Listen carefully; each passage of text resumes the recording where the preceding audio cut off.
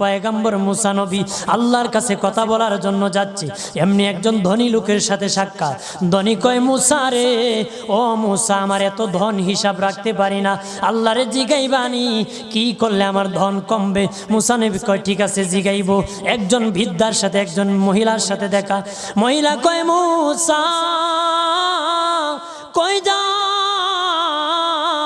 কই যাও রে মুসা? মুসা নবী কয়, তোর পাহাড়ে যাব, আল্লাহর সাথে কথা বল। মুসা রে, আল্লাহরে জিগাইবানি, আমি গরিব মানুষ, আমি ভালো কিছু কিনতে পারি না, ছেলে মেয়েকে ভালো কিছু খাওয়াইতে পারি না, ভাঙ্গা ঘর, এত গরিব, ভালো করে ঘর বানাইতে পারি না, আল্লাহরে জিগাইবানি কি করলে আমার উন্নতি হবে, ধনী হব, টাকা পয়সা হবে, আল্লাহরে জিগাইবানি।